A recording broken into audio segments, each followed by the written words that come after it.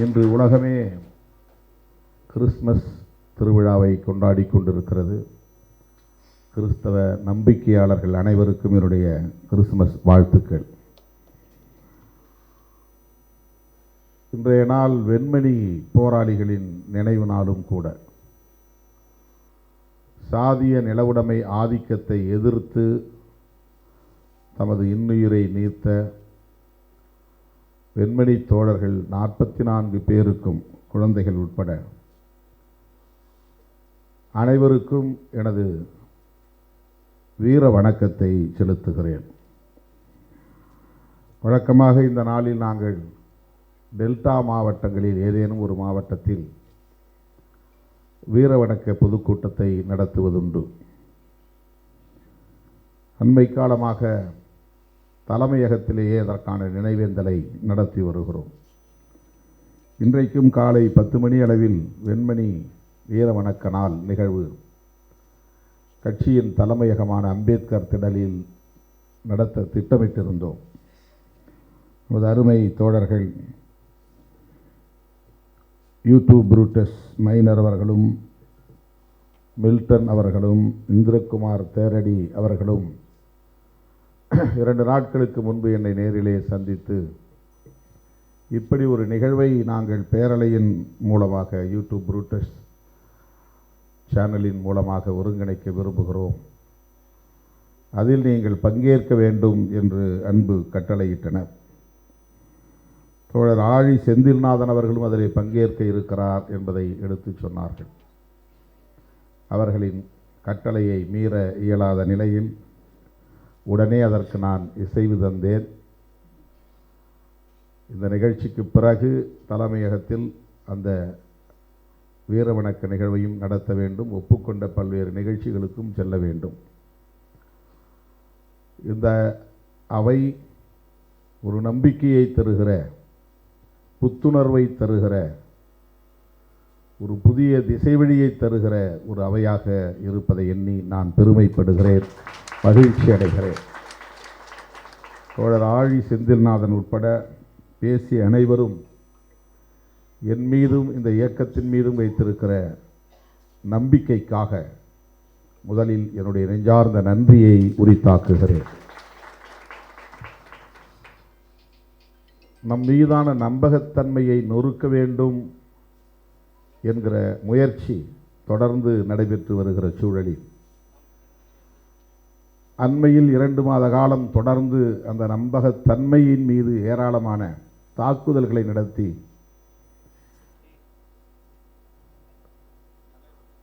ஒரு பிழையான பிம்பத்தை உருவாக்கி, தவறான பிம்பத்தை உருவாக்கி இந்த இயக்கத்தை வீழ்த்த வேண்டும் என்று பலரும் முயற்சித்த வேளையில் இன்றைக்கு ஆழி செந்தில்நாதன் அவர்களும், மைனர் அவர்களும், மில்டன் அவர்களும், இந்திரகுமார் அவர்களும் ஆற்றிய உரை அந்த சோர்விலிருந்து நம்மை மீட்டெடுத்திருக்கிறது. ஒரு புதிய நம்பிக்கையை உருவாக்கி இருக்கிறது. திருமாவளவன் தடுமாற்றத்தில் இருக்கிறார். திருமாவளவன் சராசரி தலைவர்களைப் போல பொருளியல் ஆதாயம் கருதி சில முடிவுகளை எடுக்கிறார். திமுகவின் அழுத்தத்திற்கு பணிந்து அம்பேத்கர் நூல் வெளியீட்டு விழாவிலேயே பங்கேற்காமல் தவிர்க்கிறார். இப்படியெல்லாம் பல்வேறு யூகங்களை செய்திகளாக்கி திரிபுவாதம் செய்து மொத்தத்தில் திருமாவளவன் மீதான நம்பகத்தன்மையின் மீது தாக்குதலை நடத்தினார்கள். ஆங்கிலத்திலே கிரெடிபிலிட்டி என்று சொல்வார்களே, அந்த நம்பகத்தன்மையின் மீது தாக்குதலை தொடுத்தார்கள். விடுதலை சிறுத்தைகள் கட்சிக்கு வேறு ஆப்ஷன்ஸ், வாய்ப்புகள் இல்லை. ஆகவே திமுக அழுத்தம் கொடுப்பதும் அதற்கு திருமாவளவன் அஞ்சுவதும் நிகழ்கிறது என்று சொன்னால் கூட அதிலே ஒரு நியாயம் இருக்கும். ஆனால் அரசியல் களத்தில் வேறு வாய்ப்புகள் இருக்கிற சூழலில் அந்த வாய்ப்புகள் தேவையில்லை என்று திருமாவளவன் முடிவெடுக்கிறான் என்றால் அந்த முடிவு எத்தகைய துணிச்சல் வாய்ந்த முடிவு, கொள்கை சார்ந்த முடிவு என்பதை சொல்ல இங்கே பலர் தயாராக இல்லை. அதை பேசாமல் திமுக அழுத்தம் கொடுக்கிறது, அதற்கு பணிந்து விட்டார் என்று சொல்லுகிறார்கள்.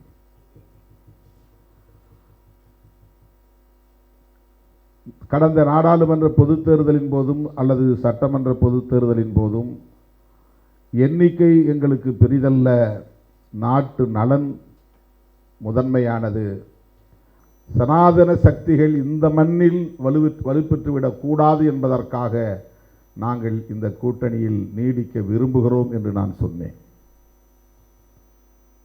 இந்த முடிவு எத்தகைய முடிவு என்கிற கோணத்தில் யாரும் பெரிதாக விவாதிக்கவில்லை. தோழர் ஆழி செந்தில்நாதன் அவர்கள் பேசிய போது ஒன்றை சொன்னார். தமிழ்நாடு, கேரளா ஆகிய 2 மாநிலங்களை தவிர பிற மாநிலங்களில் சனாதன சக்திகள் இந்த அளவுக்கு வலுப்பெற்றிருக்கிறார்கள் என்பதை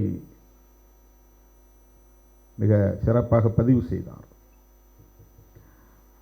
அப்படிப்பட்ட பெருமைக்குரிய தமிழகத்தில் அவர்கள் எப்படியாவது காலூன்றி விட வேண்டும், வேரூன்றி விட வேண்டும் என்று பகீரத முயற்சியில் தொடர்ந்து ஈடுபட்டு வருகின்றனர். அவர்களை வலுப்பெற விடாமல் தடுப்பதற்காகத்தான் விடுதலை சிறுத்தைகள் இந்த பெரும் முயற்சியை மேற்கொண்டு வருகிறது. அது ஒரே காரணம்தான்.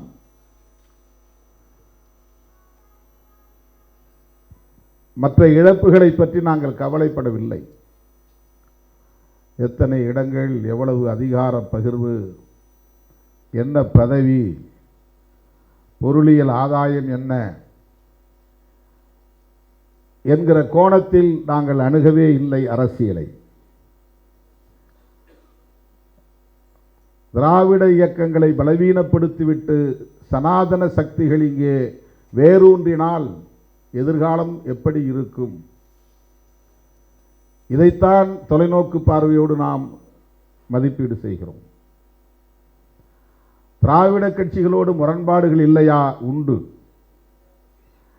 மாறுபட்ட கருத்துக்கள் இல்லையா? இருக்கிறது. விமர்சனங்கள் இல்லையா? விமர்சனங்கள் இருக்கின்றன. ஆனாலும் திராவிட இயக்கங்கள் பலவீனப்பட்டு விடக்கூடாது என்று நாங்கள் ஏன் நினைக்கிறோம்?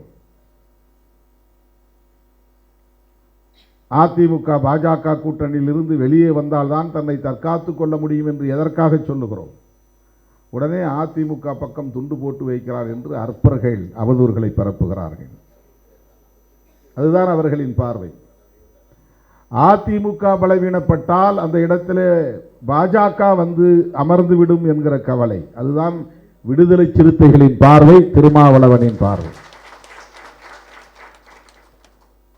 திமுகவை விமர்சிக்கிறோம் என்கிற பெயரில் ஒட்டுமொத்த திராவிட அரசியலையே விமர்சிப்பது எவ்வளவு ஆபத்தானது. திராவிட அரசியலையே வீழ்த்துவது யாருடைய நோக்கம்? வீழ்த்த வேண்டும் என்பது யாருடைய நோக்கம்? நீங்க திமுக என்கிற அரசியல் கட்சியை விமர்சிப்பது என்பது வேறு. அது ஒரு தேர்தல் கட்சி, ஆண்ட கட்சி, ஆண்டு கொண்டிருக்கிற கட்சி. விமர்சிப்பதற்கு ஏராளமான வாய்ப்புகள் இருக்கின்றன, விமர்சிக்கலாம். ஆனால் ஒட்டுமொத்தமாக திராவிட அரசியலையே பிழை என்று பேசுவது சனாதனத்திற்கு துணை போகிற ஒரு அணுகுமுறை என்பதை சுட்டிக்காட்டாமல் இருக்க முடியாது, கண்டிக்காமல் இருக்க முடியாது, அம்பலப்படுத்தாமல் இருக்க முடியாது. திமுகவுக்கு முட்டுக் கொடுக்கிறீர்களா என்று கேட்கிறார்கள். திமுக திராவிட அரசியலை பேசுகிற ஒரு அரசியல் கட்சி. திராவிட அரசியல் என்பது திமுக அரசியலோடு மட்டுமே சுருங்கிவிடக்கூடியதல்ல. திராவிட அரசியல் என்பது ஒரு நெடிய பாரம்பரியம் உள்ள ஆரிய எதிர்ப்பு அரசியல், பார்ப்பனிய எதிர்ப்பு அரசியல், சனாதன எதிர்ப்பு அரசியல். அந்த அடிப்படையை நாம் புரிந்து கொள்ள வேண்டும். ஆகவேதான் என்ன பாதிப்புகள் நேர்ந்தாலும், என்ன இழப்புகள் நேர்ந்தாலும், எந்த விமர்சனங்கள் வந்தாலும் திராவிட முன்னேற்றக் கழக கூட்டணியில் மதசார்பற்ற முற்போக்கு கூட்டணியில் விடுதலை சிறுத்தைகளும் சேர்ந்து உருவாக்கிய கூட்டணியில் நீடிப்பது என்கிற முடிவை நாங்கள் எடுக்கிறோம் என்றால் அந்த துணிச்சலை பாராட்டுவதற்கு பதிலாக திமுகவுக்கு முட்டுக் கொடுக்கிறார்கள், திமுகவின் அழுத்தத்திற்கு பணிகிறார்கள் என்று விமர்சிக்கிறார்கள். அப்படிப்பட்ட அற்பர்களின் அவதூறுகளுக்கு இடையிலே ஆழி செந்திநாதன் போன்றவர்கள் விடுதலை சிறுத்தைகள் மீது வைத்திருக்கிற அந்த நம்பிக்கையை எண்ணி நான் பெருமைப்படுகிறேன், மகிழ்ச்சி அடைகிறேன், நன்றி சொல்ல கடமைப்பட்டிருக்கிறேன். இன்றைக்கு அம்பேத்கர் குறித்த விவாதம் தேசிய அளவில் என்பதை விட உலக அளவில் விரிவடைந்திருக்கிறது.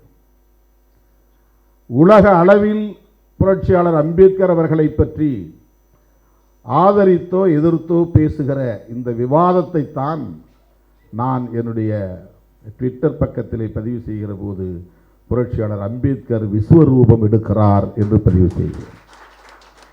விஸ்வம் என்றால் உலகம், ரூபம் என்றால் வடிவம். உலகளாவிய வடிவத்தை, உலகளாவிய பேருருவை அவர் மேற்கொள்கிறார் என்று சொன்னதன் பொருள்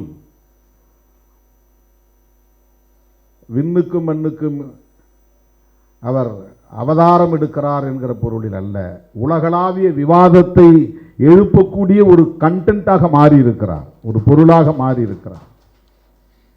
உலகமெங்கும் ஜனநாயகத்தை பேசுகிற அனைவரும் புரட்சியாளர் அம்பேத்கரை பேசுகிறார்கள். நாடாளுமன்ற ஜனநாயகத்தை பேசுகிற அனைவரும் புரட்சியாளர் அம்பேத்கரை பேசுகிறார்கள். ஐநா பேரவையில் அவருடைய 125வது பிறந்த நாள் கொண்டாடப்படுகிறது. உலகத்தின் பல நாடுகளில் அவருடைய திருவுருவச் சிலைகளை திறந்து வைத்து அவருக்கு சிறப்பு செய்யப்படுகிறது. இன்றைக்கு அந்த விவாதம் மேலும் மேலும் விரிவடைந்திருக்கிறது. ஆகவே அவர் உலகளாவிய பேருருவை மேற்கொள்கிறார் என்று நாம் பதிவு செய்தோம். அம்பேத்கர் கொண்டாடப்படுகிறார் என்றால் அம்பேத்கருடைய சிந்தனைகள் கொண்டாடப்படுகின்றன. அம்பேத்கர் வகுத்தளித்த அரசமைப்பு சட்டம் விவாதிக்கப்படுகிறது. 75 ஆண்டுகள். ஆகவே இதை கொண்டாட வேண்டிய கட்டாயம் அரசுக்கு நேர்ந்தது. கான்ஸ்டிடியூஷன் டே நவம்பர் 26. ஆகவே சிறப்பு அமர்வாக 2 அவைகளையும் ஒரே இடத்தில் கூட்டி குடியரசுத் தலைவர் உரையாற்ற வேண்டிய ஒரு தேவை எழுந்தது.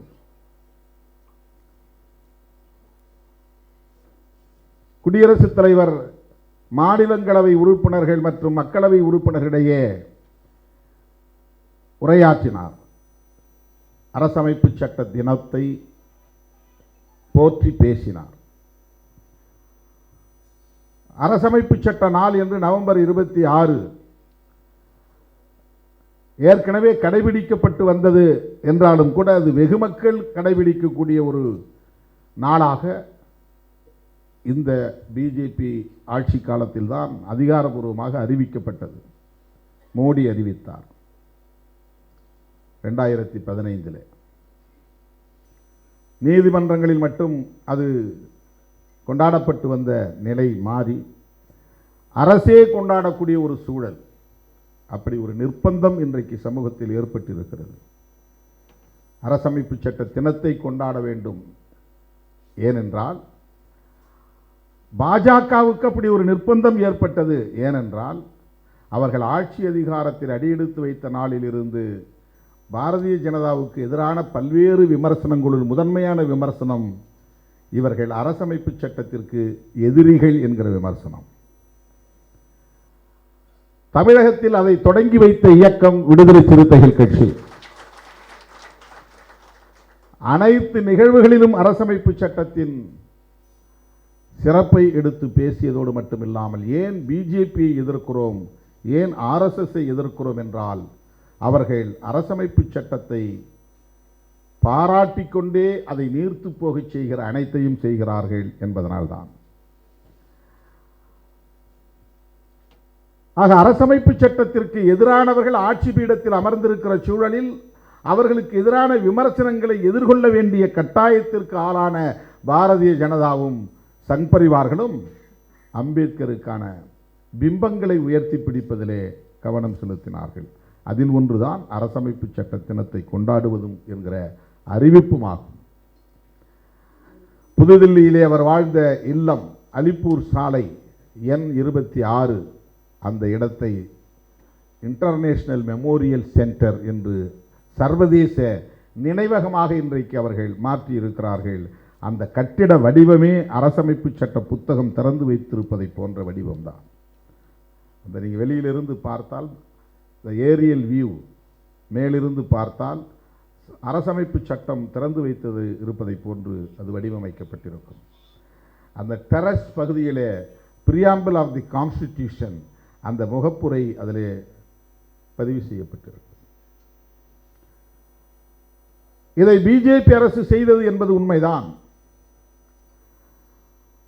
மும்பையிலே அரபிக் கடலோரத்தில் அவருடைய உடல் எரியூட்ட பெற்று அந்த சாம்பல் இன்றைக்கு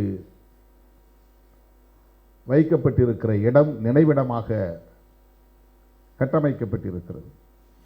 அது மிக குறுகிய இடம் என்பதனால் பொதுமக்களின் வேண்டுகோளை ஏற்று பல்வேறு போராட்டங்களுக்கு பிறகு அதற்கு அருகிலே இருந்த அரசுக்கு சொந்தமான நிலத்தை கையகப்படுத்தி 1.5 ஏக்கர் என்று கருதுகிறேன், ஏக்கர் கணக்கில் அந்த நிலத்தை கையகப்படுத்தி அதை விரிவாக்கம் செய்து அந்த இடத்தில் 433 அடி உயரத்திலே புரட்சியாளர் அம்பேத்கருக்கு திருவுருவச் சிலை அமைக்கிறார்கள் என்பதும் உண்மைதான். லண்டனுக்கு அவர் படிக்க சென்ற போது தங்கியிருந்த இல்லம் எது என்று தேடி கண்டுபிடித்து அந்த இல்லத்தை விலைக்கு வாங்கி அம்பேத்கர் நினைவிடம் என்று அங்கே பெயர் சூட்டி இருப்பதும் உண்மைதான். இவையெல்லாம் எதற்காக பிஜேபி செய்கிறது? பிஜேபி அரசு செய்கிறது. அம்பேத்கர் அவர்கள் மீது இவ்வளவு பற்றுள்ளவர்களை எப்படி நாம் விமர்சிக்க முடியும் என்ற கேள்வி எழுவது இயல்புதான். இதுதான் அவர்களின் வெற்றி, இதுதான் அவர்களின் சூது, இதுதான் அவர்களின் சூழ்ச்சி.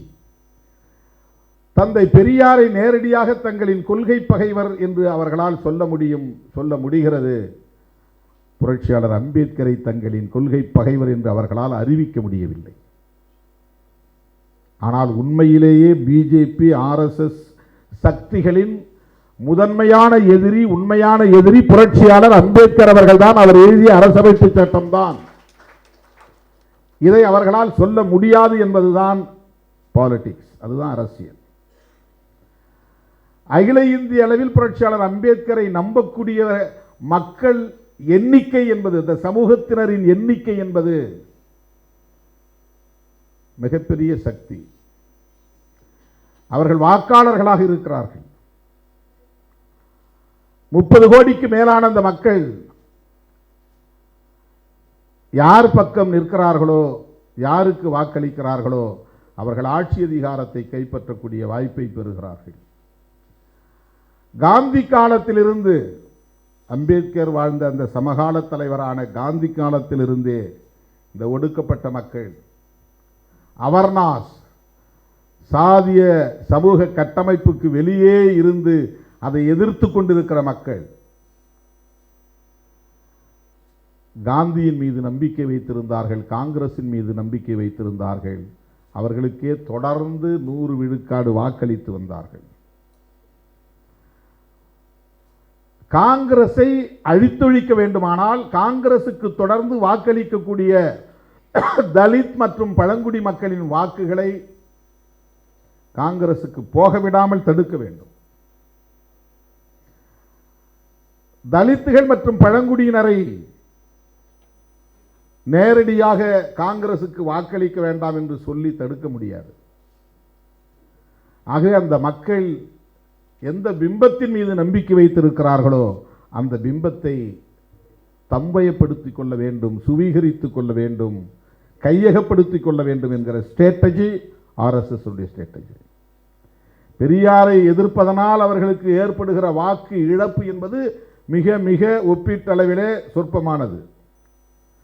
புரட்சியாளர் அம்பேத்கர் அவர்களை எதிர்ப்பதனால் அவர்களுக்கு ஏற்பட போகிற பாதிப்பு என்பது மதிப்பிட முடியாதது. இப்போதும் தலித்துகளும் பழங்குடியினரும் இந்த 10 ஆண்டுகளுக்கு முன்பு வரையில் அவர்கள் காங்கிரஸ் மீது வைத்திருந்த நம்பிக்கை தான் பெருநம்பிக்கை. காங்கிரஸோடு சேருகிற கட்சியினருக்கு வாக்களித்தார்கள் என்பதுதான் யதார்த்தமான உண்மை. ஆகவே அதை தடுப்பதற்கு தலித்துகளை அரவணைக்க வேண்டிய தேவை அவர்களுக்கு இருக்கிறது.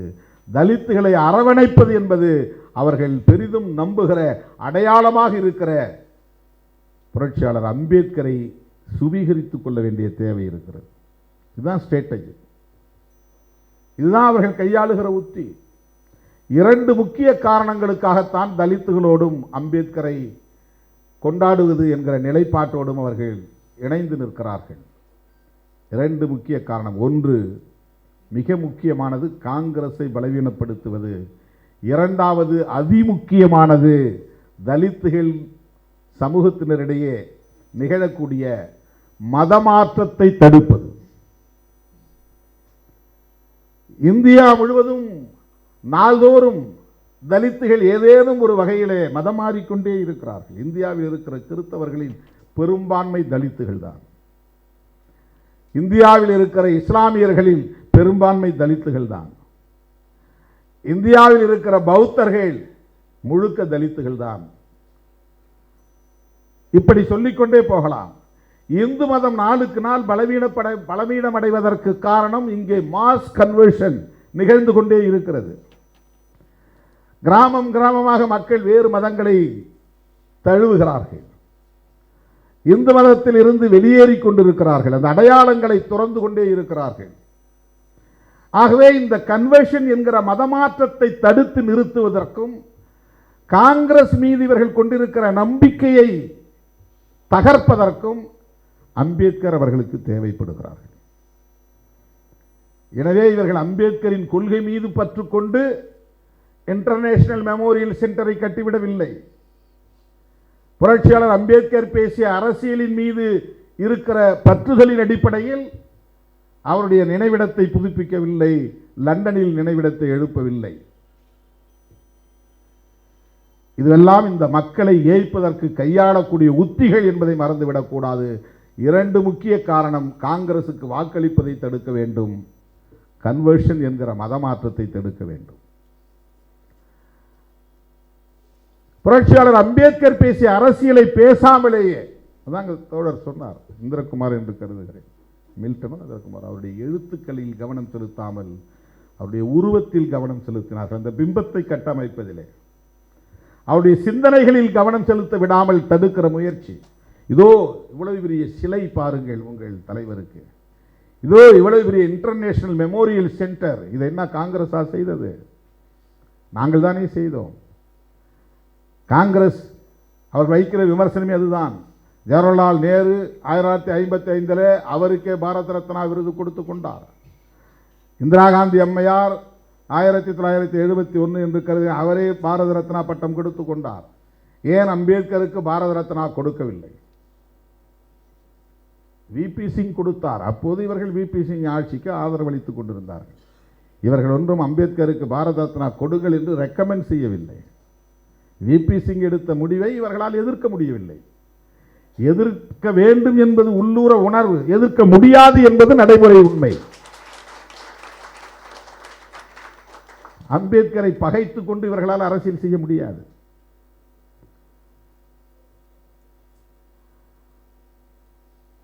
ஆகவே இவர்கள் அம்பேத்கரின் சிந்தனைகளை போற்றவில்லை.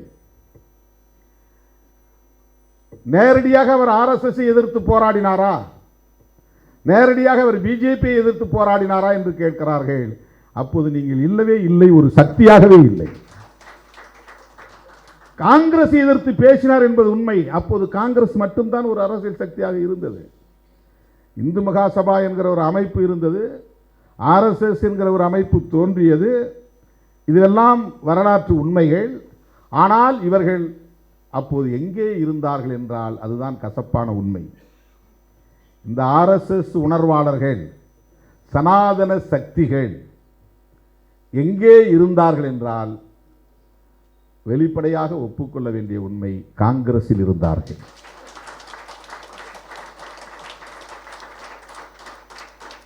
ஆகவே அம்பேத்கர் காங்கிரஸை எதிர்க்க வேண்டிய தேவை இருந்தது. அதற்கு ஒரே ஒரு சான்று சொல்கிறேன்.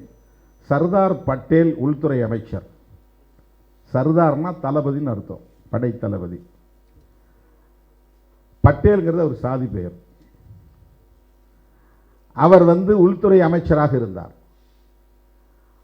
அப்ப இந்தியாங்கிறது இப்ப நாம பார்க்குற மாதிரி ஒரே இந்தியாவா கிடையாது.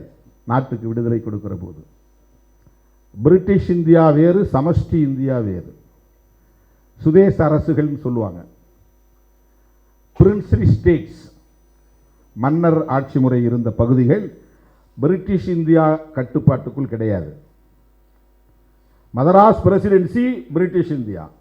திருவாங்கூர் மகாராஜா கட்டுப்பாட்டிலே இருந்தது பிரின்ஸ்லி ஸ்டேட், மன்னர் ஆட்சி முறை.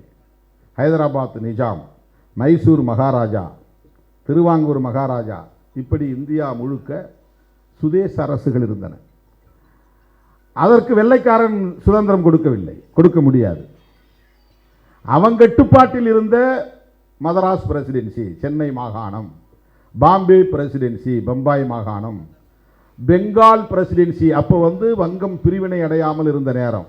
இப்போ பங்களாதேஷ் இருக்கு இல்லையா, பங்களாதேஷ் அப்போ ஒரு தனி நாடாக மாறாமல் இருந்தபோது அது பெங்கால் பிரசிடென்சி. இது வெஸ்ட் பெங்கால், அது ஈஸ்ட் பெங்கால். அது பங்களாதேஷாக மாறிவிட்டது. வெஸ்ட் பெங்கால் இந்தியாவுக்குள்ளே இருக்கு. ஆனால் அது ஒட்டுமொத்தமாக பெங்கால் பிரசிடென்சி என்று இருந்தது. சென்ட்ரல் ப்ராவின்சஸ் இருந்தது. இதெல்லாம் வெள்ளைக்காரன் கட்டுப்பாட்டுக்குள்ளே, ஆங்கிலேய ஏகாதிபத்தியத்தின் கட்டுப்பாட்டுக்குள்ளே இருந்த பகுதிகள். இதை இல்லாமல் சுதேச அரசுகளாக மன்னராட்சி முறை ஆங்காங்கே இருந்தது. அவர்களை எல்லாம் ஒன்று சேர்க்கிற முயற்சி உள்துறை அமைச்சர் என்கிற முறையிலே அவருக்கு அந்த கடமை இருந்தது, டியூட்டி இருந்தது. அதனால் எல்லாரையும் கூப்பிட்டு வச்சு பேசினாங்க. பண்டிட் ஜவஹர்லால் நேரு, சர்தார் பட்டேல், நீங்கள் எங்களோட சேர்ந்துருன்னு எல்லாம் சேர்ந்துட்டாங்க. ஹைதராபாத் நிஜாம் முடியாதுன்னார். இந்த தெலுங்கானா பகுதி இருக்கு பாருங்க, அது முடியாது. படையை அனுப்பி போய் அவங்களை அச்சுறுத்தி தான் பணிய வைத்தார்கள். ஜம்மு காஷ்மீர் பல்வேறு ஒப்பந்தங்களுக்கு இடையில் தான் நான் உங்களோட சேர்ந்துக்கிறேன், பாகிஸ்தானோட நான் போகல, நான் உங்களோட சேர்ந்துக்கிறேன். அது தனி நாடாகி போயிடுச்சு. அதுவும் பிரிட்டிஷ்காரனுடைய கட்டுப்பாட்டில் இருந்த பகுதி தான். இன்னைக்கு பாகிஸ்தான் நாம் சொல்லக்கூடிய பகுதியெல்லாம் இந்தியாவா ஒரே தேசமாக இருந்த பகுதி. அவன் தனியாக பிரிஞ்சு போச்சு. அப்போ ஜம்மு காஷ்மீர் யாரோட போகிறது? அங்கே முஸ்லீம்கள் அதிகமாக இருக்கிறாங்க, இந்துக்களும் இருக்கிறாங்க. அவங்க யாரோட போகிறது? பிரச்சனை வருது. பேச்சுவார்த்தை நடத்துகிறாங்க. இந்தியாவோட சேர்ந்துற ஒரு கண்டிஷன், நிபந்தனைகள். அதுக்காக உருவாக்கப்பட்டதான் ஆர்டிகல் 370. இதையெல்லாம் செய்தவர் பட்டேல். ஏனென்றால் அவர் உள்துறை அமைச்சர். அதனால் அவர் இரும்பு மனிதர் என்று அழைக்கப்படுகிறார்.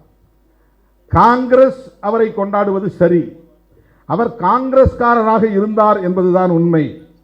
ஆனால் அவருக்கு பிஜேபி அரசாங்கம் உலகத்திலேயே உயர்ந்த சிலையை நிறுவி இருக்கிறது. காங்கிரஸ்காரங்க ஏன் கட்சிக்காரனுக்கு நீ செலவு வைக்கிறன்னு போய் தடுக்க முடியல. திமுக காரங்க போய் எம்ஜிஆருக்கு செலவு வச்சா அதிமுக காரங்க விட்டு ஒத்துவாங்களா? அல்லது திமுக ஆட்சியில் ஜெயலலிதா அம்மாவுக்கு செலவு வச்சா அதிமுக காரங்க ஒத்துக்குவாங்களா? ஆனால் அந்த அதிசயம் இந்தியாவில் நடந்தது. பண்டிட் ஜவஹர்லால் நேரு பிரதமராக இருந்தபோது உள்துறை அமைச்சராக இருந்த சர்தார் பட்டேல் அவர்களுக்கு பிஜேபி அரசாங்கம் குஜராத்திலே உலகத்திலேயே உயர்ந்த சிலை ஒன்றை நிறுவி இருக்கிறது. 3500 கோடி ரூபாய் செலவில். இதுதான் அரசியல், இதுதான் பிஜேபி ஸ்ட்ராட்டஜி, இதுதான் RSS அரசியல் உத்தி. காந்தியடிகளை சுட்டுக் கொன்ற ஒரு இயக்கம் RSS என்று அடையாளம் கண்ட பிறகு RSSக்கு அப்போது தடை விதித்தவர் உள்துறை அமைச்சர் சர்தார் பட்டேல். சில மாதங்களுக்கு பிறகு தடையை விலக்கிக் கொண்டு RSSஐ அவர் அங்கீகரித்தார் என்பதற்காக நன்றி கடன் செலுத்துகிற அடிப்படையில் இந்த சிலையை நிறுவியிருக்கிறார்கள். பட்டேலை போல ஏராளமானவர்கள் காங்கிரசுக்குள்ளே இருந்தார்கள். அவர்கள் அனைவரும் சேர்ந்துதான் புரட்சியாளர் அம்பேத்கர் அவர்கள் கொண்டு வந்த கோட் ஆஃப் இந்து பில் என்கிற இந்து சட்ட மசோதாவை விவாதத்திற்கே எடுத்துக்கொள்ள விடாமல் தடுத்தார்கள். காங்கிரசுக்குள்ளே இருந்த சனாதன சக்திகள். இது கசப்பான உண்மைதான், ஆனால் பேசியாக்க வேண்டிய உண்மை. காங்கிரசுக்குள்ளே இருந்தவர்கள் தான் தடுத்தார்கள். ஜவஹர்லால் நேரு ஒரு முற்போக்கான சிந்தனையாளர், மதசார்பற்ற சிந்தனையாளர். அவருக்கு அந்த கோட் ஆஃப் இந்து பில் என்கிற சட்ட மசோதாவை விவாதிக்க வேண்டும் என்கிற விருப்பம் இருந்தாலும் கூட அவருடைய சகாக்கள் அதை அனுமதிக்கவில்லை. விவாதத்திற்கே எடுத்துக்கொள்ளப்படவில்லை. கோட் ஆஃப் இந்து பில் என்கிற அந்த இந்து சட்ட மசோதா எதை அடிப்படையாக கொண்டது என்றால், இந்து மதத்திற்குள்ளே இருக்கிற பாகுபாடுகளை களைவதற்கு, டிஸ்கிரிமினேஷன், அந்த பாகுபாடுகளை களைவதற்கு ஏற்ற ஒரு சட்ட மசோதா. பெண்களுக்கு சொத்துரிமை கொடுக்கிற ஒரு சட்ட மசோதா, சதி வழக்கத்தை அழித்தொழிக்கக்கூடிய ஒரு சட்ட மசோதா, குழந்தை திருமணங்கள் கூடாது என்று மறுக்கிற ஒரு சட்ட மசோதா, ஒரு புரட்சிகரமான மாற்றங்களை இந்து மதத்திற்குள்ளே கொண்டு வந்து சிதறி கிடக்கிற அந்த மதம், அப்போது இந்து மதம் என்று அழைக்கப்படாத நிலையிலே ஆங்காங்கே சிதறி கிடந்த எல்லாவற்றையும் ஒருங்கிணைத்து இந்து என்கிற ஒரு அடையாளத்தை தருவதற்கும் வாய்ப்பை உருவாக்கிய மதம் அது. ஒரு யூனிஃபைடு ரிலீஜன், அதை உருவாக்குவதற்கான ஒரு சட்டம் மசோதா அது. அதை கொண்டு வரக்கூடாது என்று பெண்களை கொண்டே போராட வைத்தவர்கள் ஆர்எஸ்எஸ், இந்து மகாசபா. நாடாளுமன்றத்திற்கு முன்னால் நூற்றுக்கணக்கான பெண்களை கொண்டு வந்து புரட்சியாளர் அம்பேத்கருக்கு எதிராக ஆர்ப்பாட்டம் நடத்த வைத்தவர்கள். அதை விவாதத்திற்கே எடுத்துக்கொள்ளவில்லை. அதில் தான் கோபப்பட்டு வெளியே வர ராஜினாமா செய்கிறார் புரட்சியாளர் அம்பேத்கர். பல காரணங்களை சொல்லுகிறார். அதில் முதன்மையான காரணம் கோட் ஆஃப் இந்து பில் விவாதத்திற்கு எடுத்துக்கொள்ளப்படவில்லை. ஜவஹர்லால் நேரு அவரிடத்திலே நான் பலமுறை இது பற்றி பேசியிருக்கிறேன், பலமுறை அழுத்தம் கொடுத்திருக்கிறேன். ஆனால் வேண்டுமென்றே திட்டமிட்டு அதை விவாதத்திற்கு எடுத்துக்கொள்ளவில்லை என்பது எனக்கு வேதனை அளிக்கிறது. ஓபிசி மக்களுக்கு இடஒதுக்கீட்டை உறுதிப்படுத்துவதற்கு முன்னதாக அவர்களின் நிலை குறித்து ஆராய்வதற்கு, கல்வி நிலை, பொருளாதார நிலை ஆகியவற்றை ஆராய்வதற்கு ஒரு கமிஷன் போட வேண்டும் என்று நான் வலியுறுத்தினேன். இந்த கமிஷன் போடவில்லை. திட்டக்குழுவில் யார் யாரையோ உறுப்பினராக சேர்க்கிறார்கள், பெயரை நியமனம் செய்கிறார்கள். ஆனால் உலகம் அறிந்த ஒரு எக்கனாமிஸ்ட், ஒரு பொருளியல் வல்லுநர் என்கிற பெயரை கொண்ட நான் புறக்கணிக்கப்படுகிறேன். எனக்கு அந்த முக்கியத்துவம் தரப்படவில்லை, திட்டமிட்டே புறக்கணிக்கப்படுகிறேன் என்று பல காரணங்களை சொல்லுகிறார். அதில் தி கோட் ஆஃப் இந்து பில் விவாதத்திற்கு எடுத்துக்கொள்ளப்படவில்லை. ஓபிசி மக்களுக்கான இடஒதுக்கீட்டை உறுதி செய்வதற்கு ஒரு கமிஷன் நியமிக்கப்படவில்லை என்கிற காரணங்களை சொல்லிவிட்டு தான் ராஜினாமா செய்கிறார். காங்கிரஸோடு அவருக்கு முரண்பாடு இருந்தது, இல்லை என்று நாம் மறுக்கவில்லை. அப்போது காங்கிரஸ் மட்டுமே மக்களிடத்தில் செல்வாக்கோடு இருந்தது. அப்போது பிஜேபி என்ற ஒரு கட்சியே கிடையாது. 1977 ஜனதா உருவான போது இவர்கள் ஜனசங்கமாக அந்த ஜனதா கூட்டணியில் இருந்தார்கள். அதன் பிறகுதான் அது ஜனதா என்பது உடையும் போது அதிலே பல ஜனதாக்கள் உருவாயின. ஜனதா தள் அந்த ஜனதாவிலிருந்து உருவானது தான். ராஷ்டிரிய ஜனதா தள் அந்த ஜனதாவிலிருந்து உருவானது தான். பாரதிய ஜனதா அந்த ஜனதாவிலிருந்து உருவானது தான். ஜனதா தள்ள யுனைடெட், ஜனதா தள்ள செக்யூலர், இதுவெல்லாம் இவர்கள்லாம் எங்கே இருந்தாங்கன்னா ஜனதாங்கிற கூட்டணிக்குள்ளே இருந்தாங்க. மொரார்ஜி தேசாய், சரண் சிங் இவர்களெல்லாம் இருந்த அந்த கூட்டணிக்குள்ளே இருந்தாங்க. அதில் ஒரு அமைப்பு தான் ஜனசங். ஜனசங் என்பது தான் ஆர்எஸ்எஸ்னுடைய அரசியல் பிரிவு. இந்த ஜனசங்கம் தான் பின்னாளில் பாரதிய ஜனதா என்று தன்னை அடையாளப்படுத்திக் கொண்டு தேர்தலில் நின்று 84 2 எம்பி, 2024 விடுதலை சிறுத்தைகள் கட்சிக்கு 2 எம்பி, 1984 பாரதிய ஜனதா கட்சிக்கு 2 எம்பி.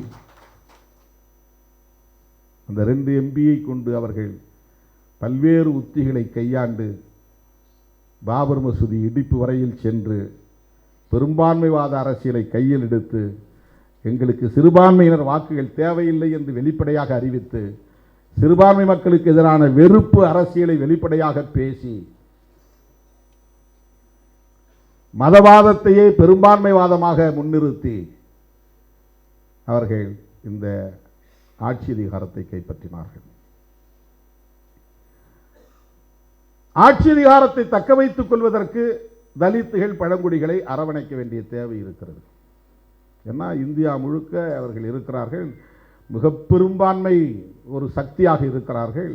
அவர்களை இவர்கள் வெளிப்படையாக பகைத்துக் கொள்ள முடியாது என்கிற நிலையிலே இந்துத்துவ தலைவர் அவர், இந்துத்துவ அம்பேத்கர், அவர் கிறிஸ்தவத்தை தழுவவில்லை, அவர் இஸ்லாத்தை தழுவவில்லை. ஏனென்றால் அவை வெளிநாட்டு மதங்கள். அம்பேத்கர் எந்த இடத்துலையும் அப்படி சொல்லலை. இது எவ்வளவு பெரிய அப்பட்டமான பொய், அண்ட புழுகு, ஆகாச புழுகு, எவ்வளவு மோசமான ஒரு திரிபுவாதம், எவ்வளவு பெரிய மோசமான திரிபுவாதம். இதுதான் ஆபத்தானது. அம்பேத்கரை விழுங்கி செரிக்க பார்க்கிறார்கள். இதை தடுக்கவில்லை என்று சொன்னால் மிகப்பெரிய ஆபத்தை இந்த தேசம் சந்திக்கும். அந்த பொறுப்புணர்வோடு இயங்குகிற இயக்கம் தான் விடுதலை சிறுத்தைகள் கட்சி. அந்த தெளிவோடு இயங்குகிற இயக்கம் தான் விடுதலை சிறுத்தைகள் கட்சி. வேற என்ன தனிப்பட்ட முறையில் அவங்களுக்கு நமக்கு என்ன பிரச்சனை இருக்கு? ஆகவே பிஜேபி காங்கிரஸை விமர்சிக்கிறது. அப்படி விமர்சிக்கிற நேரத்தில், தேர்தல் நேரத்திலே அம்பேத்கரை கான்ஸ்டிடியூயன்ட் அசம்பிளிக்குள்ளே உள்ள நுழைவிடாமல் தடுக்க முயற்சி பண்ணீங்க, தோக்கடிச்சிங்க. ஆனால் உண்மையிலே அம்பேத்கரை பதிவு செய்திருக்கிறார். நாம் அண்மையில் வெளியிட்ட அறிக்கையை நீங்கள் படித்தால் தெரியும். அவரை தோற்கடிக்க பெருமுயற்சி எடுத்துக்கொண்டவர் வீர் சவார்கர். சாவர்கர், அவர் பேர் சாவர்கர் தான், வீரர் சாவர்கர்ன்றாங்க. சாவர்கர் அம்பேத்கருக்கு எதிராக பிரச்சாரம் செய்தார். தேர்தலில் யார் நின்னாலும் தோக்கடிக்கும் தான் நினைப்போம். அது ஒரு எலக்டோரல் மோட்டிவ் தானே. இப்போ என்னை எதிர்த்து ஐயா நல்ல நிற்கிறாருன்னா நான் உடனே வேண்டான்னு பின்வாங்க மாட்டேன். எப்படியாவது நான் ஜெயிக்கணும்னு நினைப்பேன். அதுக்கு நல்ல மனிதர், உயர்ந்த மனிதர், அவர் வெற்றி பெற்றால் நல்லது, அவர் வெற்றி பெறணும் அப்படின்னு எனக்கு மனசுக்குள்ளே இருந்தாலும் நான் தான் காம்படிட்டார்னா நான் என்ன நினைப்பேன்? நான் ஜெயிக்கணும்னு தான் நினைப்பேன். அப்போ காங்கிரஸை கடுமையாக விமர்சித்துக் கொண்டிருந்தவர் புரட்சியாளர் அம்பேத்கர். காந்தியை மகாத்மா என்று சொன்னால் அதை என்னால் ஏற்றுக்கொள்ள முடியாது என்று வெளிப்படையாக சொன்னார். உதடுகளிலே புன்னகையையும் அக்குலிலே கத்தியையும் மறைத்து வைத்துக் கொண்டிருக்கிற ஒரு நபர் உங்களுக்கு மகாத்மா என்று சொன்னால் அவரும் மகாத்மா தான் என்று சொன்னார். இந்த விமர்சனம் யாரும் காந்தியை பண்ணது கிடையாது. கம்யூனல் அவார்டு, செப்பரேட் எலக்ட்ரேட், அது பெரிய நீண்ட சப்ஜெக்ட், நீண்ட நேரம் பேசணும். வட்டமேசை மாநாட்டில் புரட்சியாளர் அம்பேத்கரும் தாத்தா ரெட்டமலை சீனிவாசன் அவர்களும் ஒடுக்கப்பட்ட மக்களின் பிரதிநிதிகளாக பங்கேற்றார்கள். அவரையே அழைத்தீர்கள் என்று காந்தி கோபப்பட்டார், ஆத்திரப்பட்டார். முதல் வட்டமேசை மாநாடு 1930 நடந்ததில் அவர் பங்கேற்க போகவில்லை. இதுவும் ஒரு காரணம். அவர் என்ன சொல்றாருன்னா, நீங்க இந்து மதத்தை பிரிக்க பார்க்குறீங்க, அவங்களும் இந்து தான், நாங்களும் இந்து தான், அவங்களுடைய ரெப்ரசன்டேட்டிவ் நான் தானே, பிரதிநிதி நான் தானே, அப்புறம் எதுக்கு தனியாக அம்பேத்கருக்கு அழைப்பு விடுக்கிறீங்க? ரெண்டாவது மாநாட்டில் போய் வெளிப்படையாக பேசுகிறார் அம்பேத்கர், காந்தி. உடனே அம்பேத்கர் எழுந்து, நீங்கள் இந்துக்களின் பிரதிநிதி வேணா சொல்லிக்கிங்க, ஷெட்யூல் காஸ்ட் பிரதிநிதி அல்ல, நானும் என் நண்பர் ரெட்டமலை சீனிவாசனும் அவர்களின் பிரதிநிதியாக வந்திருக்கிறோம் என்று அதே வட்டமேசை மாநாட்டில் புரட்சியாளர் அம்பேத்கர் பேசினார் என்பது வரலாற்று குறிப்பு. இந்த செப்பரேட் எலக்ட்ரேட் சம்பந்தமாக புரட்சியாளர் அம்பேத்கர் ஒரு தீர்மானம் கொண்டு வரப்போகிறார். அதை நீங்கள் ஆதரிக்க கூடாது என்று இஸ்லாமிய பிரதிநிதியாக இருக்கிற ஆகா கான் அவர்களை நேரிலே போய் பார்த்து காந்தியடிகள் அங்கே லாபி பண்றார். நீங்கள் என்ன கோரிக்கை வச்சாலும் அந்த கோரிக்கை நான் சப்போர்ட் பண்ணுறேன், ஆனால் அம்பேத்கர் பேசக்கூடிய கருத்துக்கு நீங்கள் ஆதரவு தெரிவிக்கக்கூடாது, முஸ்லீம்கள் எதிர்ப்பு தெரிவிக்கணும். இப்போ ஆகா கான் சொல்லியிருக்கிறாரு, அவர்களும் ஒடுக்கப்பட்டவர்கள் தான், சிறுபான்மையினர் தான், அவர்களின் கோரிக்கைக்கு நான் ஒருபோதும் எதிராக இருக்க மாட்டேன் என்று மறுதளித்திருக்கிறார்.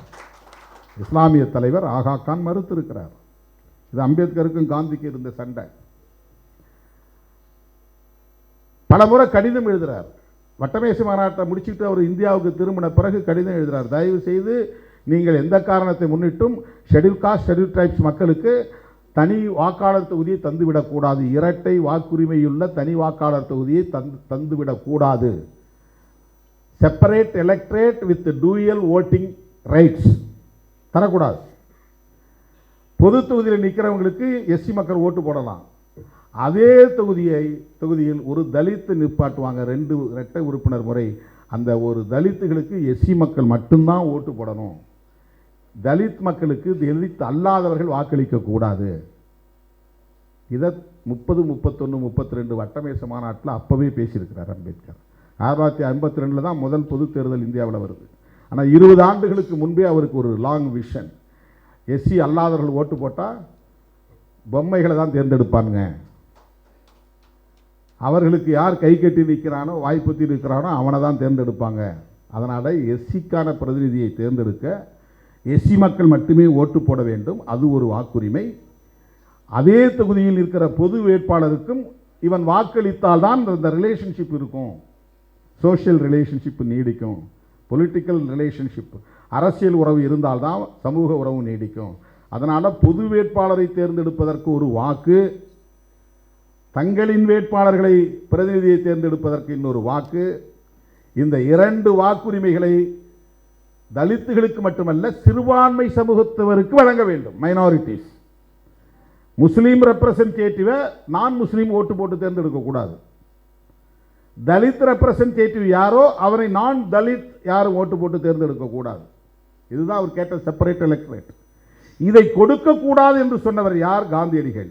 முஸ்லீம்களுக்கு வேண்டுமானால் கொடுத்து விடுங்கள், கிறிஸ்தவர்களுக்கு கொடுங்கள், சீக்கியர்களுக்கு கொடுங்கள், அவர்கள் எங்கள் மதம் இல்லை, வேறு மதம். தலித்துகளுக்கு கொடுக்காதீர்கள், அவர்கள் இந்துக்கள். நீ அப்படி கொடுத்தால் அவர்களை இந்து மதத்திலிருந்து பிரித்து இந்து மதத்தை பலவீனப்படுத்தி விடுவீர்கள், பிளந்து விடுவீர்கள். இதுதான் அவருடைய கன்டென்ஷன், வாதம். யாரு? காந்தியடிகள். இவர் கடிதம் எழுதிட்டு வேற ஒரு போராட்டத்தில் கைதாகி பூனா சிறையில் இருக்கிறார்.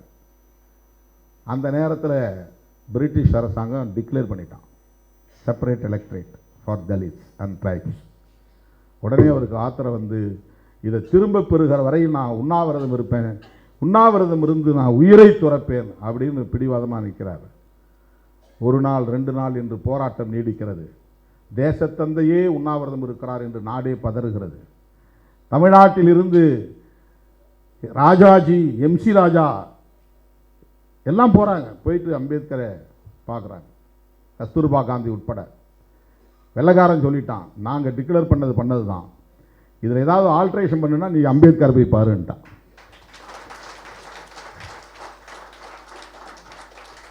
அவர் ஏதாவது மாற்று செயல் திட்டம் கொடுத்தா நாங்கள் கன்சிடர் பண்ணுறோன்ட்டான். வேறு வழி இல்லாமல் எல்லாரும் போய் அம்பேத்கரை சந்திக்கிறாங்க. அம்பேத்கர் சொல்கிறார், ஒரு நபர் உயிருக்காக இவ்வளவு தூரம் பதறீங்க, கோடிக்கணக்கான மக்களின் எதிர்காலம் என்னாவது என்று கேட்டார்.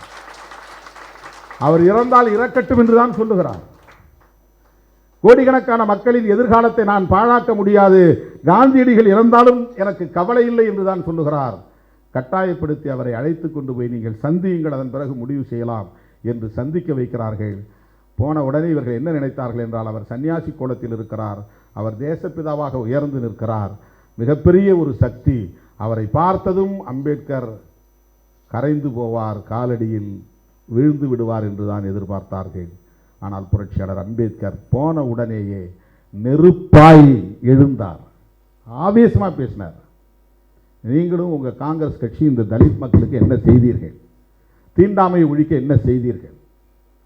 கதர் சட்டை போடுறவன் தான் காங்கிரஸ்காரன் ஆகலாம் என்று நிபந்தனை விதிக்கிற நீங்கள் தீண்டாமையை கடைபிடிக்காதவன் தான் காங்கிரஸில் சேரலாம் என்று சொல்லி இருக்கிறீர்களா? இதை ஒரு புத்தகமாக எழுதினார், what Gandhi and Congress done to untouchables. தீண்டப்படாத மக்களுக்கு என்ன செய்திருக்கிறீர்கள், எவ்வளவு பெரிய வால்யூம் புத்தகமே இருக்கிறது. காந்தியடிகளை நேருக்கு நேர் எதிர்த்தவர் புரட்சியாளர் அம்பேத்கர்.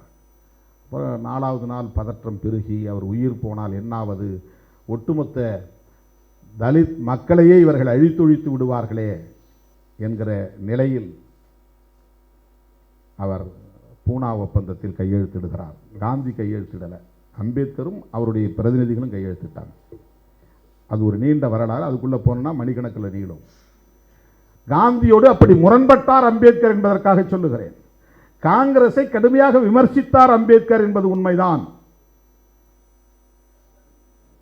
ஏன்? இந்த 2 கட்சிகளும் பாகுபாடுகள் நிறைந்த இந்துத்துவத்தை அல்லது இந்து மதத்தை பாதுகாக்க வேண்டும் என்பதில் உறுதியாக இருக்கிறார்கள்.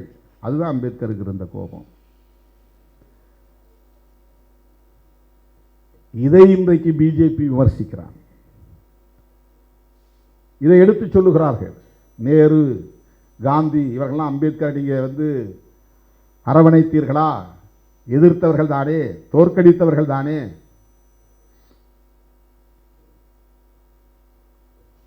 பங்களாதேஷ் இன்னைக்கு ஒரு தனி நாடா இருக்கு. அந்த பகுதியில் இருந்து தான் அவர் தேர்ந்தெடுக்கப்படுறார் கான்ஸ்டிடியூயன்ட் அசம்பிளிக்கு.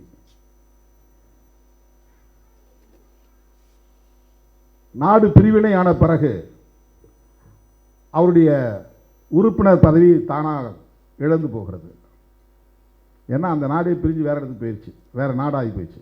அப்போ அவர் மெம்பராக இருக்க முடியாது. இப்போ மறுபடியும் அவர் மெம்பர் ஆகணும்.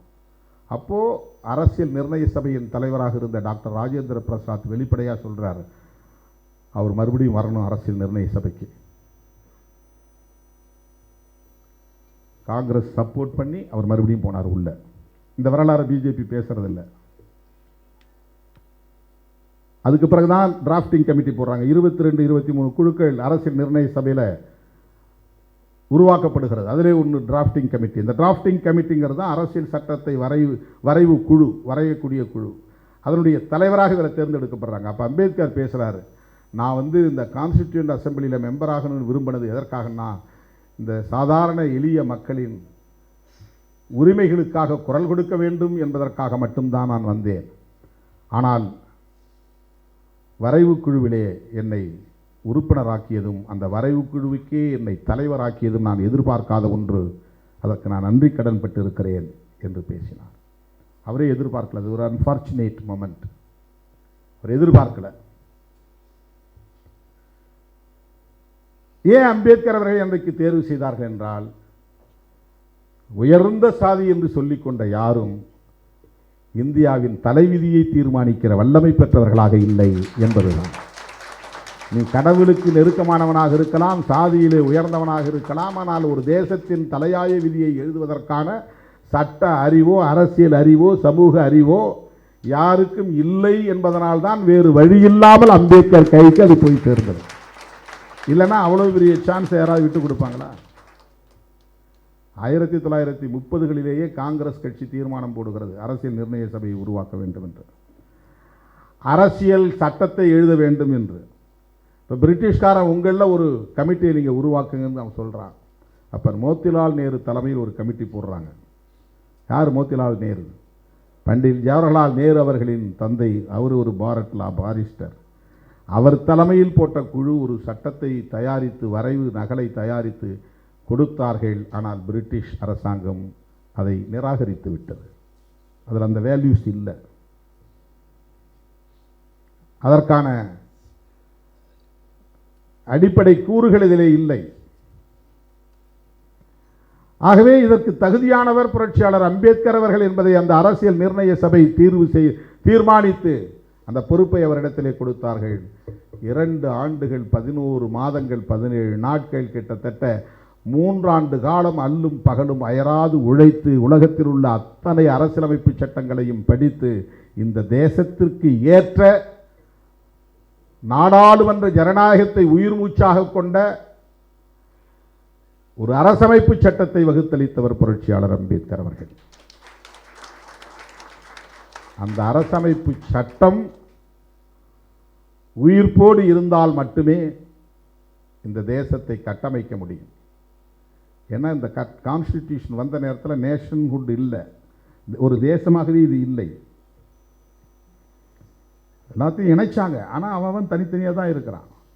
பல மதங்கள், பல மொழிகளை பேசுகிற பல்வேறு தேசிய இனங்கள், சுதேச அரசுகளாக இருந்த பாரம்பரியம் உள்ள பகுதிகள், பிரிட்டிஷ் அரசாங்கத்தின் கட்டுப்பாட்டில் இருந்த வேறு ஆட்சி நிர்வாக முறையை கொண்ட பகுதிகள், இதெல்லாம் ஒன்றா சேர்க்கணும். இதுக்கு ஒரு நேஷன்ஹுட் வேணும், ஒரு தேசிய அடையாளம் வேணும். இதை ஒரு தேசமாக்க வேண்டும். இதை ஒரு தேசமாக்க வேண்டும் என்கிற இடத்தில் தான் அரசமைப்பு சட்டத்தின் தேவை எழுகிறது. ஒரே அரசமைப்பு சட்டம், ஒரே நீதி நிர்வாக முறை, ஒரே வகையிலான ஆட்சி நிர்வாக முறை,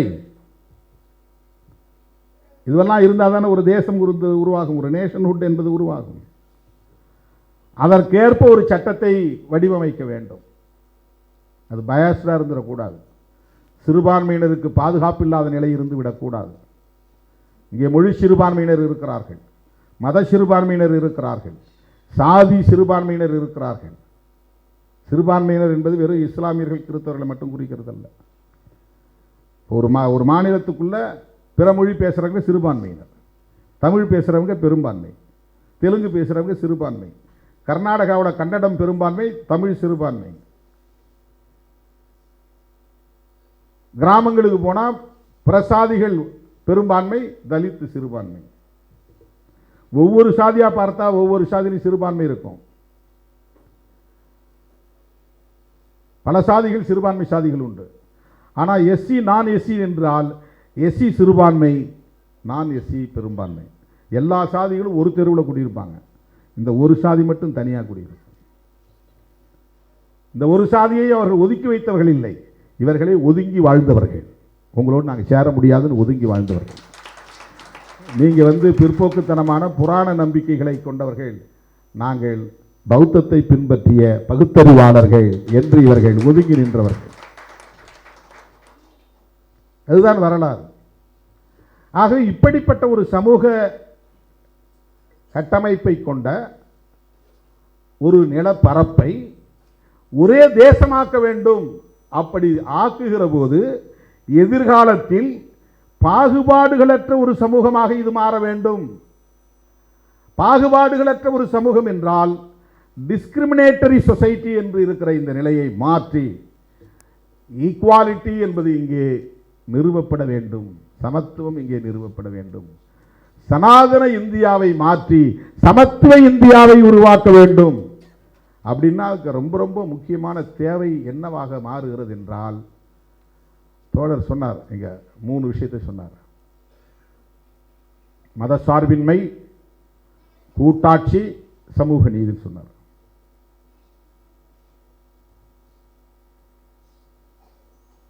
அரசமைப்பு சட்டத்தில் முக்கியமான அடிப்படை கூறுகள்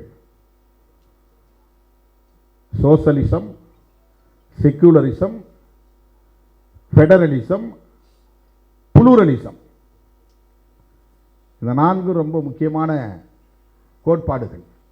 சோசலிசம் என்பது சமதர்மம், செக்குலரிசம் என்பது மதசார்பின்மை, ஃபெடரலிசம் என்பது கூட்டாட்சி தத்துவம், புளூரலிசம் என்பது பன்மைத்துவம். இந்தியாவுக்குள்ள எத்தனை மதங்களும் இருக்கலாம், புளூரலிசம். எத்தனை மொழியை பேசக்கூடிய தேசிய இனங்களும் இருக்கலாம், புளூரலிசம், பன்மைத்துவம். அவரவருக்கு அந்தந்த தனித்துவம் பாதுகாக்கப்பட வேண்டும். ஆனால் ஒரு நேஷன்ஹுட் உருவாக வேண்டும். இது எவ்வளவு பெரிய சிக்கலான ஒரு வாழ்க்கை முறை பாருங்க. எத்தனை தேசிய இனங்களும் இருக்கலாம், எத்தனை மதங்களும் இருக்கலாம். அந்த பன்மைத்துவம் பாதுகாக்கப்படுகிற அதே சூழலில் ஒரு தேசம் உருவாக வேண்டும், ஒரு நேஷன்ஹுட் என்பது உருவாக வேண்டும். இது ஒரு தேசமாக உருவாக வேண்டும். அங்கே பாகுபாடுகள் அற்றதாகவும் இருக்க வேண்டும். பாகுபாடுகள் அற்றதாக இருக்க வேண்டும். அதுதான் அடிக்கோடு. டிஸ்கிரிமினேஷன் இருக்கக்கூடாது. இந்த நேம் ஆஃப் காஸ்ட், இந்த நேம் ஆஃப் ரிலீஜன், இந்த நேம் ஆஃப் ஜெண்டர். ஆண் பெண் என்கிற அடிப்படையில் பாகுபாடுகள் இருக்கக்கூடாது. இந்து இந்து அல்லாதவர்கள் என்கிற பாகுபாடுகள் இருக்கக்கூடாது. உயர்ந்த சாதி தாழ்ந்த சாதி என்கிற பாகுபாடுகள் இருக்கக்கூடாது. வர்ணாசிரம அடிப்படையில் பாகுபாடுகள் இருக்கக்கூடாது. பாகுபாடற்ற ஒரு தேசத்தை கட்டமைக்க வேண்டுமானால் மதசார்பின்மை என்பது இந்த தேசத்தின் ஆன்மாவாக இருந்தாக வேண்டும். ஏன் மதசார்பின்மை? நீ குடிமகனாக இருக்கிறவன் எந்த மதத்தையும் பின்பற்றலாம், அரசாங்கம் எந்த மதத்தையும் சார்ந்து இருக்கக்கூடாது. அதுதான் மதசார்பின்மை. எல்லா நாடுகளுக்கும் அரச மதம் இருக்கிற போது ஏன் இந்தியாவுக்கு அரச மதம் இருக்கக்கூடாது? இது லாஜிக்கல் கொஸ்டின். ஆர்எஸ்எஸ் கேட்கறது ரொம்ப லாஜிக்கலான ஒரு கொஸ்டின். பிஜேபி கேட்பது லாஜிக்கல் கொஸ்டின் தான். தர்க்க ரீதியாக பார்த்தால் இது சரி. இலங்கை ஒரு பௌத்த நாடு, சீனா ஒரு பௌத்த நாடு, பாகிஸ்தான் ஒரு முஸ்லீம் நாடு, அரபு நாடுகள் எல்லாம் முஸ்லீம் நாடுகள், ஐரோப்பிய நாடுகள் எல்லாம் கிறிஸ்தவ நாடுகள், ஆசிய நாடுகள் எல்லாம் பௌத்த நாடுகள். ஆசியா கண்டத்திற்குள்ளே சிக்கியிருக்கிற இந்தியா மட்டும் மதசார்பற்ற நாடாக இருக்க வேண்டுமா? இந்தியாவுக்கு ஏன் மதம் அரச மதம் இருக்கக்கூடாது? நல்ல கேள்வி, அருமையான கேள்வி, லாஜிக்கலான கேள்வி. ஆனால் எந்த மதத்தை அரச மதமாக அறிவிப்பது? பாகுபாடுகளற்ற ஒரு மதம் தேவை. கிராமம் கிராமமாக இங்கே சாதி அடிப்படையில் உயர்வு தாழ்வு என்கிற கொடுமை நீடிக்கிறது. சரிபாதியாக மக்கள் தொகையில் இருக்கிற பெண்கள் இங்கே சூத்திரர்களாக நடத்தப்படுகிற கேவலம் இருக்கிறது. அவர்களுக்கும் தீட்டு உண்டு, அவர்களுக்கு சொத்துரிமை இல்லை, அவர்களுக்கு அதிகாரம் இல்லை, அவர்களுக்கு கல்வி இல்லை, அவர்கள் மிக கொடூரமான முறையிலே நசுக்கப்படுகிற அவலம் தொடர்கிறது. இதற்கெல்லாம் எது காரணம்? இவற்றை இங்கே கட்டமைத்திருக்கக்கூடிய ஒரு கோட்பாடு. அந்த கோட்பாடு எது? சனாதனம். அந்த சனாதனத்தை அடிப்படையாக கொண்ட மதம் எது? அதுதான் நீ சொல்லுகிற இந்து மதம். இந்து மதமே அரச மதமாகிவிட்டால் பாகுபாடு என்பது சட்டப்பூர்வமானதாக மாறிவிடும். சனாதனமே இங்கு சட்டப்பூர்வமானதாக மாறிவிட்டால் இந்த டிஸ்கிரிமினேஷன் பர்பச்சுவேட் ஒன் என்று மாறிவிடும், நிலையானதாக மாறிவிடும். ஆகவே இந்தியாவை பொறுத்தவரையில் கிறிஸ்தவத்தை அரச மதமாக அறிவிக்க முடியாது, இஸ்லாத்தை அரச மதமாக அறிவிக்க முடியாது, அல்லது சீக்கியத்தை சிறுபான்மை ஒரு அமைப்பாக இருக்கிற அந்த மதத்தை அறிவிக்க முடியாது. பெரும்பான்மை மக்கள் பின்பற்றக்கூடிய இந்து மதத்தை அறிவிக்க வேண்டுமானால் இந்து மதம் அடிப்படையில் பாகுபாடுகள் நிறைந்த ஒரு மதமாக இருக்கிறது. வர்ணாசிரம தர்மம் என்கிற சனாதன தர்மத்தை உயிர் மூச்சாக கொண்டிருக்கிறது. அந்த மதத்தை அரச மதமாக அறிவிக்க முடியாத ஒரு நெருக்கடி. ஆகவே ஸ்டேட் ரிலிஜன் இல்லை. எனவே இது அடிப்படையில் செக்யூலர் ஸ்டேட். இந்த கான்ஸ்டிடியூஷன் என்பது செக்யூலர் கான்ஸ்டிடியூஷன். அதை ரொம்ப புத்திசாலித்தனமாக அந்த வார்த்தையை கொண்டு வராமலேயே புரட்சியாளர் அம்பேத்கர் கான்ஸ்டிடியூஷனை செக்யூலர் கான்ஸ்டிடியூஷனாக உருவாக்கிட்டார். அதை கீழே வரக்கூடிய அடுத்தடுத்த ஆர்டிகல்ஸில் கொண்டு வர்றார். ஏன் காங்கிரஸோடு நாம் நிற்கிறோங்கிறதுக்கு இந்த ஒரே ஒரு இடத்தை நான் சொல்ல விரும்புகிறேன். அன்றைக்கு சனாதனத்தின் மீது பெரிய நம்பிக்கை கொண்டவராக இருந்தவர் காந்தியடிகள். இந்து மதத்தை காப்பாற்ற வேண்டும் என்று போராடியவர் காந்தியடிகள். சாதி இருக்க வேண்டும், தீண்டாமைதான் இருக்க வேண்டாம், கூடாது என்று சொன்னவர் காந்தியடிகள். முற்பிறவியும் உண்டு, அடுத்த பிறவியும் உண்டு, இவர்களெல்லாம் இந்த துன்பத்தை அனுபவிப்பதற்கு போன ஜென்மத்திலே செய்த பாவம்தான் என்ற நம்பிக்கையெல்லாம் கொண்டவர் காந்தியடிகள். ஆனால் அந்த காந்தியடிகளிடம் இருந்த ஒரு முக்கியமான ஒரு பண்பு, இந்த அரசுக்கு அரச மதம் வேண்டாம் என்று உறுதியாக இருந்தார். இந்து ஸ்டேட் ரிலிஜனாக இருக்கக்கூடாது என்கிற மத சார்பின்மையில் உறுதியாக இருந்தார். எனக்கு மதத்தின் மீது நம்பிக்கை உண்டு, இந்த அரசுக்கு மதம் வேண்டாம். அவர் மட்டும் நினைச்சிருந்தா ஜவஹர்லால் நேருவை கூப்பிட்டு, நீ அம்பேத்கர் மாதிரி சிந்திக்காத, இது நம்முடைய நாடு, நம்முடைய தேசம், அவனுக்கு இஸ்லாம் ஒரு மதமாயிருச்சு, பாகிஸ்தானுக்கு அது அரச மதமாக இருக்கிறது, நாம் இந்து மதத்தை இந்த தேசத்தின் அரச மதமாக அறிவிக்க வேண்டும், இந்த நாட்டை இந்து ராஷ்டிரா என்று அறிவிக்க வேண்டும், அல்லது அது பாகிஸ்தான் என்றால் இது இந்துஸ்தான் என்று அறிவிக்க வேண்டும். இந்த கருத்தை ஜவஹர்லால் நேருவிடத்திலே காந்தி சொல்லியிருந்தால் நேருவால் மீறி இருக்க முடியாது. ஏனென்றால் பட்டேலை பிரதமராக்க வேண்டும் என்று ஒரு குழு முயற்சித்த போது நேருவை பிரதமராக்கியவர் காந்தியடிகள். அந்த நேரு அவர்களால் காந்தியின் சொல்லை மீறி இருக்க முடியாது. ஆனால் காந்தியடிகள் இவ்வளவு பெரிய சனாதன நம்பிக்கையாளராக இருந்தாலும் கூட ஹரே ராம் ஹரே ராம் ஹரே ராம் என்று மூச்சுக்கு முன் ஒரு முறை ராமருடைய பெயரை உச்சரித்த காந்தியடிகள், நாத்ராம் கோட்சே சுட்டபோது கூட ஹரே ராம் என்று சொல்லிக் கொண்டுதான் மண்ணில் சரிந்தார். அப்படிப்பட்ட ராம பக்தராக இருந்த காந்தியடிகள் இந்த தேசத்திற்கு அரச மதம் வேண்டாம் என்பதில் உறுதியாக இருந்தார். காந்தியடிகள் இந்த இடத்தில் தான் அம்பேத்கரோடு இந்த புள்ளியில் தான் இணைகிறார். நேருவுக்கு மத சார்பின்மையில் நம்பிக்கை இருந்தது, அவரை வழிநடத்திய காந்தியடிகளுக்கு மத சார்பின்மையிலே நம்பிக்கை இருந்தது, அரசமைப்பு சட்டத்தை வடிவமைத்த புரட்சியாளர் அம்பேத்கருக்கும் மத சார்பின்மை என்பதுதான் கோட்பாடு. மூன்று பேரும் இதிலே ஒரே புள்ளியில் இணைந்தார்கள். அதனால் கான்ஸ்டிடியூஷனில் மதம் அரச மதம் அறிவிக்கப்படவில்லை, அது ஒரு செக்யூலர் கான்ஸ்டிடியூஷனாக உருவானது. ஆனால் பிரியாம்பிள், அது நேரு அவர்களால் கொண்டு வரப்பட்ட தீர்மானத்தின் அடிப்படையில் தான் வருகிறது. அந்த பிரியாம்பிள் தான் புதிய இந்தியாவை கட்டமைப்பதற்கான கோட்பாட்டு அறிக்கை. அதுதான் மேனிஃபெஸ்டோ ஆஃப் மாடர்ன் இந்தியா. எப்படி ஒரு கம்யூனிஸ்ட் அறிக்கையை கார்ல் மார்க்ஸும் ஏங்கல்ஸும் வெளியிட்டார்களோ அதை போல ஒரு புதிய இந்தியாவை கட்டமைப்பதற்கான ஒரு அரசியல் அறிக்கை தான், கோட்பாட்டு அறிக்கை தான் பிரியாம்பிள். அதிலே நான் சொன்ன அந்த இசம் 4, சோசலிசம், செக்யூலரிசம், ஃபெடரலிசம், புளூரலிசம். அதற்கு பிறகு மிக முக்கியமான 4 கோட்பாடுகள்: justice, liberty, equality and fraternity. 4 pillars of the Constitution.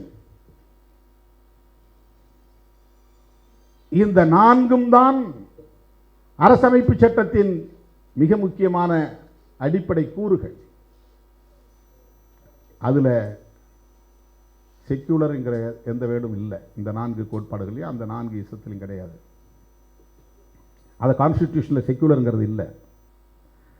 Define பண்றார். யூனியன் கவர்மெண்ட் என்ன? we the people of India having solemnly resolved to constitute அப்படின்னு தொடங்கக்கூடிய அதில் இந்த கவர்மெண்ட் என்னவா, எப்படிப்பட்ட கவர்மெண்ட்டாக இருக்கும்? Sovereign democratic republic. இந்திய அரசு இறையாண்மையுள்ள ஜனநாயக குடியரசு. 1976 மிசா அறிமுகமாகிறது. Maintenance of internal security act. அதுதான் மிசான்னு சொல்கிறோம்.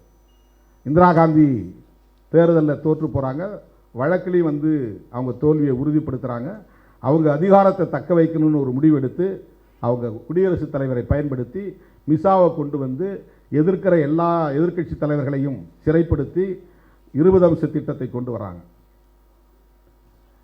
அதைத்தான் இவங்க என்ன சொல்கிறாங்க? எமர்ஜென்சி நீங்கள் கொண்டு வந்தீங்க, அந்த எமர்ஜென்சியால் கான்ஸ்டிடியூஷனல் வேல்யூஸ் எல்லாம் அடிபட்டு போச்சு அப்படின்னு காங்கிரஸ் மேலே இவங்க குற்றம் சாட்டுறாங்க. அந்த நேரத்தில் இந்திரா காந்தி அம்மையார் செய்த ஒன்று ரொம்ப கவனமாக நீங்கள் கேட்கணும் தோழர்களே. ஏன் காங்கிரஸோடு நாங்கள் நிற்கிறோம் அப்படிங்கிறதுக்கு காங்கிரஸோடு முரண்பாடு நமக்கு இருக்குது. ஈழத்தமிழர் பிரச்சனையில் முரண்பாடு இருக்குது, தேசிய இன பிரச்சனைகளில் முரண்பாடு இருக்குது, பல்வேறு முரண்பாடுகள் இருக்குது, அது வேறு. ஆனால் அரசமைப்பு சட்டத்தின் பிரியாம்பிள் என்கிற முகப்புரையிலே திருத்தம் கொண்டு 3 சொற்களை இணைக்கிறார். ஒன்று அந்த டெஃபினேஷன் ஆஃப் யூனியன் கவர்மெண்ட். அதில் சாவரின் டெமோக்ராட்டிக் ரிபப்ளிக் என்று இருந்த இடத்திலே சாவரின் என்கிற சொல்லுக்கும் டெமோக்ராட்டிக் என்கிற சொல்லுக்கும் இடையிலே 2 சொற்களை இணைக்கிறார்: சோசலிஸ்ட், செக்யூலர். அப்ப இன்றைய கான்ஸ்டிடியூஷன்ல யூனியன் கவர்மெண்ட்னா என்ன? Sovereign, socialist, secular, democratic republic.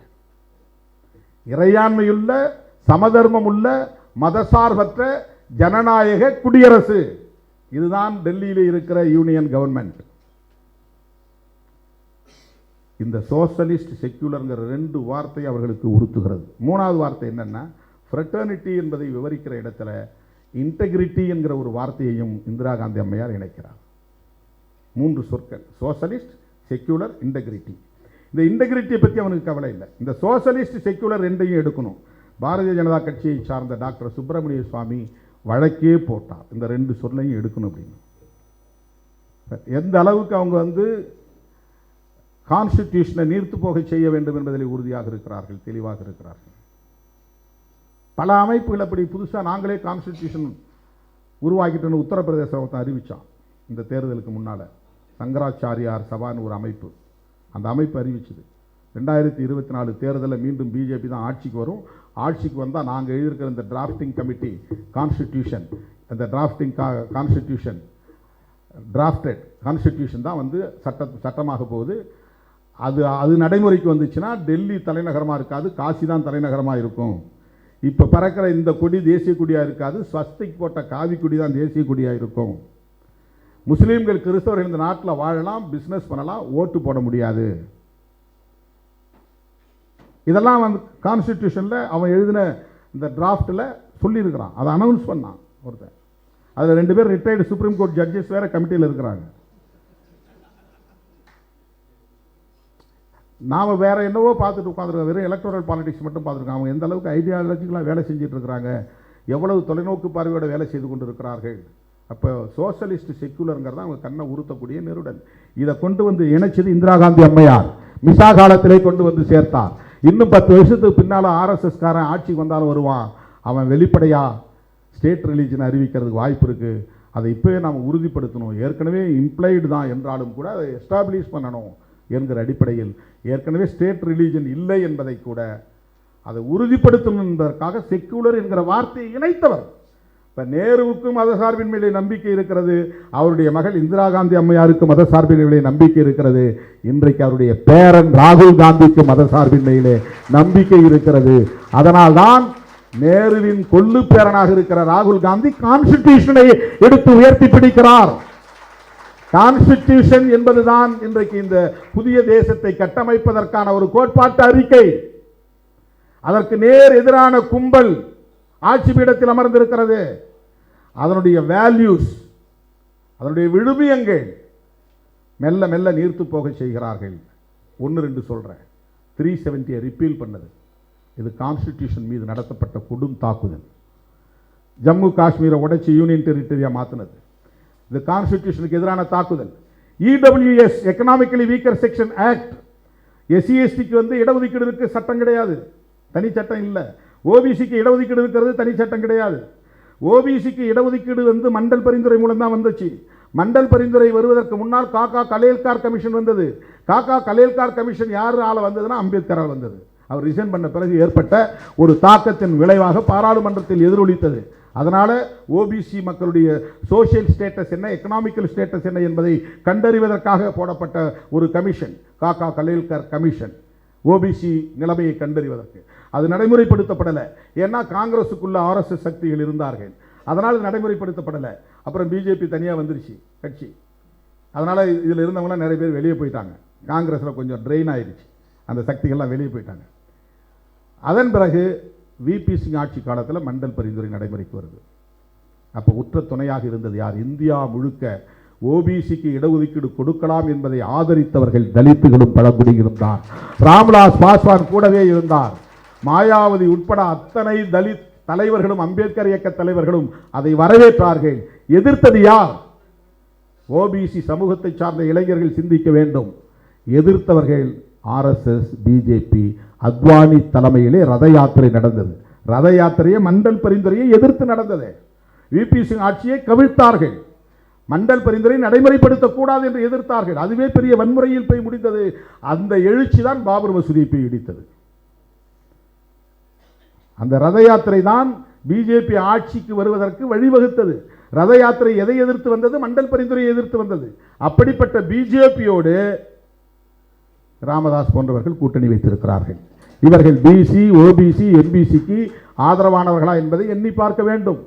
OBC மக்களுக்கு இடஒதுக்கீடு கொடுக்கக்கூடாது என்று இந்தியாவிலே இரத்த கலரியை ஏற்படுத்திய RSS கும்பலுக்கு துணை போவது ஓபிசி மக்களுக்கானதா என்பதை எண்ணி பார்க்க வேண்டும்.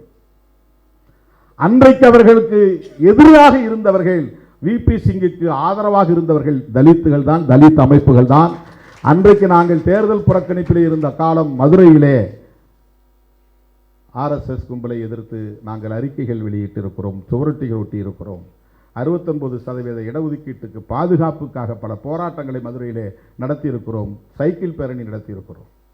விமான மறியல் போராட்டம் என்றெல்லாம் நாங்கள் அறிவித்து கைதாகி இருக்கிறோம். போய் நாங்கள் ஏர்போர்ட்டுக்குள்ளே நுழைவோம்னு சொல்லிட்டு போனோம். அவனியாபுரத்தில் அம்பேத்கர் சிலையிலிருந்து என்னுடைய தலைமையில் ஒரு 1000 பேர் நாங்கள் திரண்டோம். நாங்கள் விமான நிலையத்தை நோக்கி போகிறோம். யாருக்கான இடஒதுக்கீடு? எஸ்சிக்கான இடஒதுக்கீடு ஏற்கனவே கான்ஸ்டிடியூஷனில் ப்ரொடெக்டிவாக இருக்குது, பாதுகாப்பாக இருக்குது. ஆனால் அம்பேத்கர் இயக்கங்கள் எல்லாம் ஓபிசி இடஒதுக்கீட்டுக்காக போராடி கொண்டிருந்தார்கள்.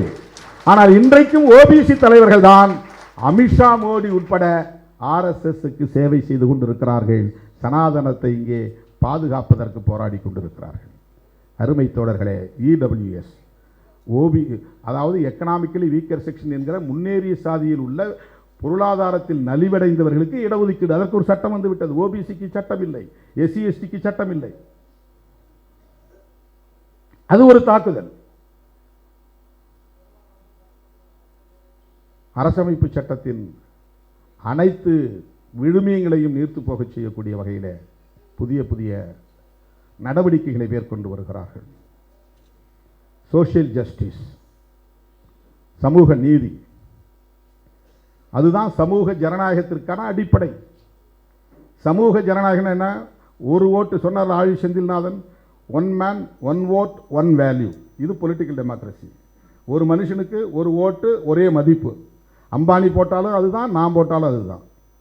ஓட்டுக்கு ஒரு மதிப்பு தான். இது பொலிட்டிக்கல் டெமோக்ரஸி. சமூக ஜனநாயகம் சோஷியல் ஜஸ்டிஸை நடைமுறைப்படுத்தினால்தான் சமூக ஜனநாயகம் உருவாகும். அம்பேத்கர் அதை விலைக்கு பேசுகிறார். லிபர்ட்டி, ஈக்குவாலிட்டி அண்ட் ஃப்ரெட்டர்னிட்டி, இந்த மூன்றையும் விவரித்து பேசுகிறார். இந்த மூணும் தனித்தனியானதல்ல, இந்த மூணும் ஒன்னோடு ஒன்று பின்னி பிணைந்தது. லிபர்ட்டி இல்லாமல் சுதந்திரமும் சமத்துவமும் கிடையாது. சமத்துவம் இல்லாமல் சுதந்திரமும் சகோதரத்துவமும் கிடையாது. சகோதரத்துவம் இல்லாமல் சுதந்திரமும் சமத்துவமும் கிடையாது. இந்த மூணும் ட்ரினிட்டி என்று சொல்கிறார். முக்கொள்கை, மூன்று கொள்கை ஒன்றோடு ஒன்று தொடர்புடையது. இதை நீங்கள் நடைமுறைப்படுத்துகிற போதுதான் கல்வி, சுகாதாரம், வேலைவாய்ப்பு, பொருளாதார மேம்பாடு போன்றவற்றை உறுதிப்படுத்தும் போதுதான் சோஷியல் டெமோக்ரசி என்பது நடைமுறைக்கு வரும். சோஷியல் டெமோக்ரசி இல்லாமல் பொலிட்டிக்கல் டெமோக்ரசி நீடிக்காது. அது ஒரு எதேச்சதிகாரமாக மாறிப்போம். இப்போ எதேச்சதிகாரத்தை நோக்கி தான் போகுது. One nation one election. ஏன்னா இங்கே வந்து சோஷியல் டெமோக்ரசி கிடையாது. ஈக்குவல் ஆப்பர்ச்சுனிட்டி, ஈக்குவல் ஸ்டேட்டஸ், அதுதான் ஈக்குவாலிட்டி. சமமான வாய்ப்பை தரணும், சமமான தகுதியை உருவாக்கணும். இது இந்த சமூகத்தில் நடைமுறையில் இல்லை. இன்னும் வந்து சாதிய கொடுமைகள் இருக்கின்றன, இன்னும் ஆணவ கொலைகள் நடக்கின்றன, இன்னும் சதி வழக்கம் இருக்கிறது, இன்னும் பெண்களுக்கான இடஒதுக்கீட்டை நடைமுறைப்படுத்த முடியவில்லை. 33% கொண்டு வரணும் ஒரு பில் கொண்டு வந்தாங்க, நடைமுறைப்படுத்த முடியவில்லை. நாடு விடுதலை அடைந்து 75 ஆண்டுகளை கொண்டாடிவிட்டது. அரசமைப்பு சட்டம் நடைமுறைக்கு வந்து 75 ஆண்டுகள் ஆகிவிட்டன. ஆனால் பெண்களுக்கான இடஒதுக்கீட்டை உறுதிப்படுத்த முடியவில்லை. அரசியலில்,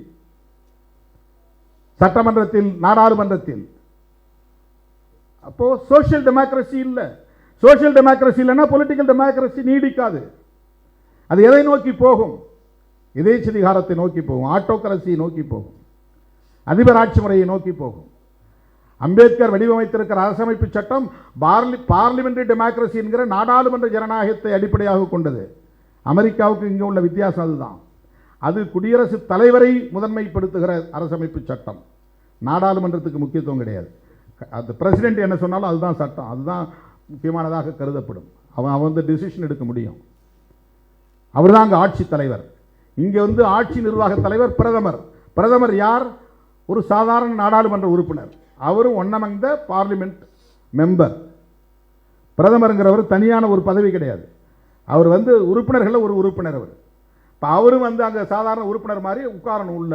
பிரதமருக்கு தனி சேர் கிடையாது. சபாநாயகருக்கு கூட தனி சேர் உண்டு, பிரதமருக்கு தனி சேர் கிடையாது. முதலமைச்சருக்கு தனி சேர் கிடையாது.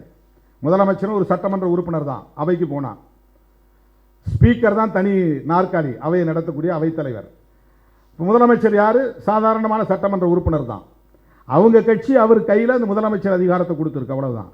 பிஜேபி அவங்க கையில் எங்களுக்கான நாடாளுமன்ற குழு தலைவர் இவர் தான், இவர் வந்து பிரதமர் பொறுப்பில் உட்கார்ந்துருப்பாரு அப்படின்னு அவங்க சொல்றாங்க. அப்போ நாடாளுமன்றம் தான் சுப்ரீமோ. நாடாளுமன்றம் தான் சுப்ரீமோ, பிரசிடென்ட் சுப்ரீமோ கிடையாது. அவர் வந்து ஒரு மன்னர் மாதிரி. இப்போ பார்லிமெண்ட் லண்டனில், இங்கிலாந்தில் வந்து ஒரு மன்னர் இருக்கிறாரு, மன்னருக்கு அதிகாரம் கிடையாது. அங்கே பார்லிமெண்ட் தான் அதிகாரம். அதே வடிவத்தில் இந்த இப்போ பார்லிமெண்டரி டெமோக்ரஸி தான் முக்கியமானது. என்னன்னா ஆளுங்கட்சி எந்த நேரத்திலும் எதிர்கட்சி செக் வைக்க முடியும், நம்பிக்கையில்லா தீர்மானம் கொண்டு வர முடியும், ஆட்சியை கவிழ்க்க முடியும். வாஜ்பாய் ஆட்சியை கவிழ்க்க முடிந்தது, விபி சிங் ஆட்சியை கவிழ்க்க முடிந்தது. இந்த அதிகாரம் மக்கள் கையில் இருக்கிறது. எப்படி மக்கள் கையில் இருக்குன்னா எதிர்கட்சி உறுப்பினர்கள் வடிவத்தில் இருக்குது, மக்கள் கையில் இருக்கு. இந்த நாடாளுமன்ற ஜனநாயகத்தினுடைய சிறப்பு இதுதான். இந்த நாடாளுமன்ற ஜனநாயகத்தை செக் அண்ட் பேலன்சஸ் என்கிற வகையில் இருக்கிற இந்த ஜனநாயகத்தை சிதைக்கக்கூடிய வகையில் 5 வருஷம் ஒரு சிங்கிள் லார்ஜஸ்ட் பார்ட்டி ஆட்சிக்கு வந்துச்சுன்னா அறுதி பெரும்பான்மை தேவையில்லை, பாதிக்கு மேலே இருக்கணும் அப்படின்னு தேவையில்லை. எல்லா கட்சியிலுடையும் பெரிய கட்சியாக இது வந்துருக்குது, இவங்க ஆட்சிக்கு வரலாம். ஆட்சிக்கு வந்த பிறகு 5 வருஷம் அவனை யாரும் கேள்வி கேட்கக்கூடாது, நம்பிக்கையில்லா தீர்மானம் கொண்டு வரக்கூடாது, ஆட்சியை கழுக்கக்கூடாது, ஸ்டேபிள் கவர்மெண்ட் கொண்டு வரும். இந்த ஃபிக்ஸட் டேர்ம், அதான் ஒன் நேஷன் ஒன் எலெக்ஷன். இதுதான் ஆட்டோக்ரசி, இது டெமோக்ரசி கிடையாது. அந்த நிலைக்கு கொண்டு போயிடும். இது ஒரு எதேச்சதிகார போக்குக்கு கொண்டு போய் விட்டுவிடும். எனவே சோசியல் டெமோக்ரசி என்பதையும் புரட்சியாளர் அம்பேத்கர் மிக ஆழமாக பேசுகிறார். அருமை தோழர்களே, இப்படிப்பட்ட கான்ஸ்டிடியூஷனல் வேல்யூஸ் யாரும் விவாதிக்கல. நான் எனக்கு கிடைச்ச 2 நிமிஷம் நான் பேசினேன். நான் எழுந்த உடனே சொன்னேன், இந்த அவையில் விவாதம் நடந்து கொண்டிருக்கிறது.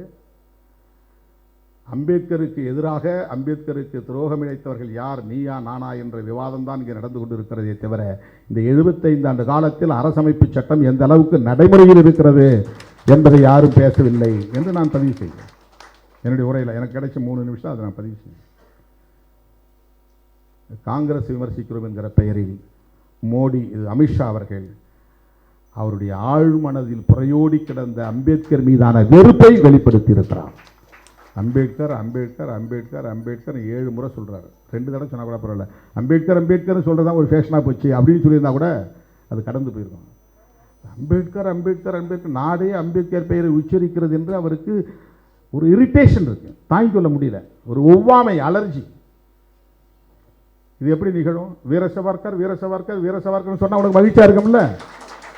நீ பேசுறல்ல, திரும்ப திரும்ப பேசுறல்ல, 1000 முறை உச்சரிக்கிறல்ல. அவர் என்ன விடுதலை போராட்ட வீரரா? அவர் என்ன கான்ஸ்டிடியூஷனல் ஃப்ரேமரா? கான்ஸ்டிடியூஷன் அசம்பிளியில் அவர் ஏதாவது பங்கெடுத்து விவாதித்திருக்கிறாரா? என்ன, எந்த வகையில் அவரை நீங்கள் கொண்டாடுறீங்க? அவரை கொண்டாடும் போது ஏன் அம்பேத்கரை கொண்டாடக்கூடாது? நாடாளுமன்றத்தில் எப்படி பகவான் பேரை உச்சரிக்க முடியும்? கோயிலுக்கு போனால் பகவான் பேரை உச்சரிக்கலாம். முருகன் பழனிமலைக்கு போனால் முருகா முருகா முருகான்னு சொல்லலாம். நடராஜர் கோயிலுக்கு போனால் சிவா சிவா சிவான்னு சொல்லலாம். பார்லிமெண்ட்டில் எப்படி சிவா சிவா சிவான்னு சொல்ல முடியும்? முருகா முருகா என்று சொல்ல முடியும்? பார்லிமெண்ட்டுக்கு போனால் அம்பேத்கர் அம்பேத்கர் அம்பேத்கர் அம்பேத்கர் அம்பேத்கர் அம்பேத்கர் அம்பேத்கர் என்று தான் பேச முடியும். அவர் கான்ஸ்டிடியூஷன் மேக்கர், அவர் தானே கான்ஸ்டிடியூஷனை உருவாக்கினார். நீ எதை பேசினாலும் கான்ஸ்டிடியூஷனை தொடாமல் பேச முடியாது. எதை பேசினாலும் கான்ஸ்டிடியூஷனை தொடாமல் பேச முடியாது. எவ்வளோ பெரிய செக் வச்சிருக்காரு பாருங்க அம்பேத்கர், அவருடைய அறிவாக்கலாம்.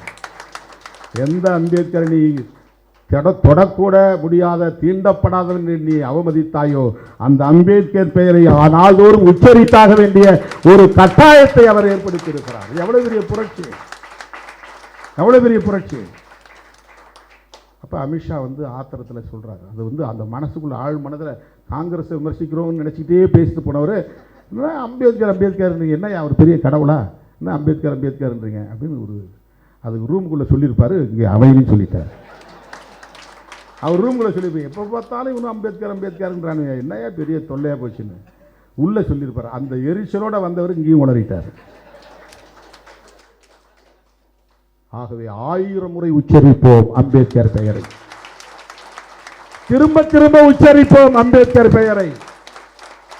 அம்பேத்கரை கொண்டாடுவதற்காக அல்ல, அவர் உருவாக்கிய அரசமைப்பு சட்டத்தை உயர்த்தி பிடிப்பதற்காக என்பதை சொல்லி வாய்ப்புக்கு நன்றி கூறி முடிக்கிறேன். நன்றி, வணக்கம்.